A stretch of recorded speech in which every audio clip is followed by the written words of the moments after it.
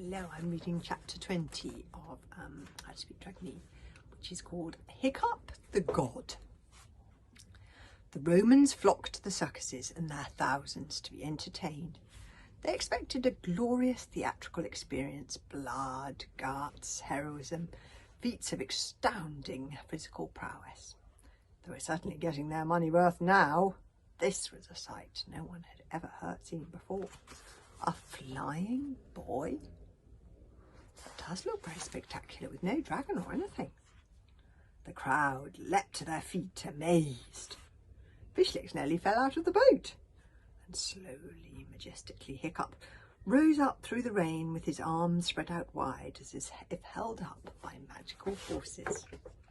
Brilliant, whispered Kamikaze. I don't know how he's doing it, but it's brilliant. Hiccup rose and rose up to the metal ceiling of the amphitheatre, the netting that the sharp teeth of the flashbangs had failed to bite through in their terror. At a single stroke of Hiccup's hand, the netting split in two. He burst through and hung in the air, every awestruck eye upon him. The fat consul fell to his knees. Even Alvin's jaw dropped. "My name!" boomed Hiccup, which really make it sound impressive here. In a voice he had never used before, "My name is Thor the Thunderer, ancient god of the Viking tribes." The crowd gasped. "Well may you tremble," bellowed Hiccup, "for you Romans have invaded sacred Viking territories and made me mad."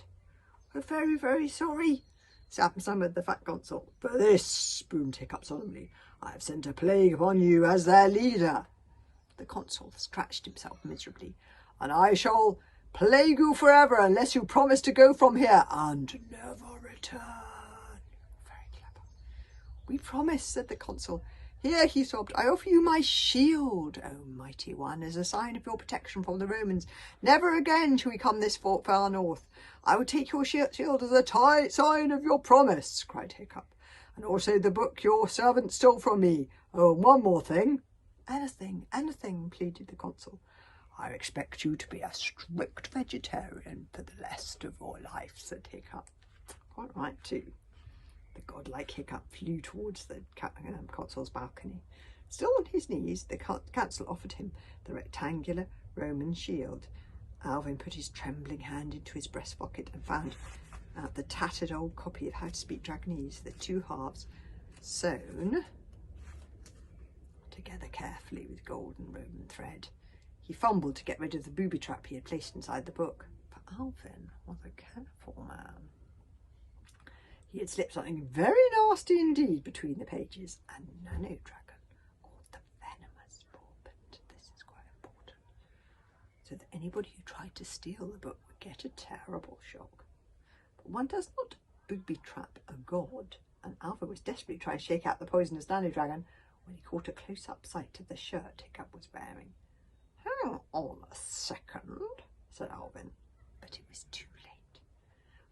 Hiccup snatched the book from him, still with the venomous porpent inside it, please note, and rose swiftly into the air. He held the shield victoriously above his head and made his final speech. "I hold the shield as a sign of your promise, but if you ever break that promise, you can tell your Caesar that the force of my anger shall reach into the heart of the empire, and Rome herself will be swept aside in the deluge." Hiccup pointed his sword in the dam, and right on cue a couple of cracks appeared, and the dam split in half, and numberless tons of seawater burst into the stadium. An impressive moment for Hiccup there. I wonder how he did it. To find out in the next chapter.